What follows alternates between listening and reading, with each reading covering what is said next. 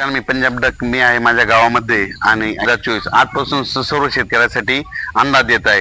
हे देखील माझ्या घराजवळ आहे। घराजवळून आज बघा हे कडक ऊन पडलेलं आहे। या ठिकाणी मी शेतकऱ्यासाठी अंदाज देत आहे।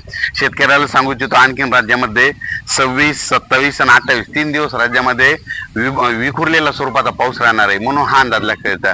पण राज्यात एकंदरीत परिस्थिती बघितली तर राज्यामध्ये 26, 27, 28 दरम्यान राज्यामध्ये नाशिक जिल्हा, त्याच्यानंतर नाशिक, धुळे, नंदुरबार, त्याच्यानंतर मुंबई नगर जिल्हा, शिर्डी, कोपरगाव, अंदरसूर, राहुरी, त्याच्यानंतर गंगापूर या भागामध्ये ह्या 3 दिवसामध्ये मात्र तिकडे आणखीन 26, 27, 28 दरम्यान मुसळधार पाऊस पडणार आहे।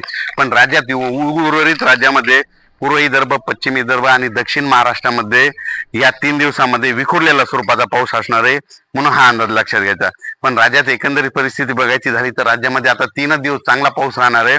त्याच्यानंतर सर्व शेतकऱ्याचं सोयाबीन काढणीस आलेलं आहे। सर्व शेतकऱ्याला सांगू इच्छितो की राज्यामध्ये आता तुम्ही काय करा, 29 तारखेपासून पावसाचा जोर ओसरणार आहे, म्हणून हा अंदाज लक्षात घ्या।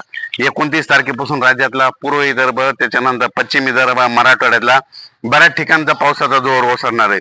त्याच्यामुळे त्या सोयाबीन शेतकऱ्यासाठी आनंदाची बातमी, कारण की पावसाचा जोर ओसरल्याच्या नंतर तुम्ही तुमचं सोयाबीन काढा, 1 दिवस ऊन द्या, लगेच त्याचे वळे लावून घ्या। कारण की काय होतं, एवढा मोठा पाऊस पडल्याच्या नंतर काय होतं, राज्यामध्ये स्थानिक वातावरण तयार होऊन त्या ठिकाणी पाऊस येत असतो, म्हणून आपण आपलं वळे झाकून ठेवलेलं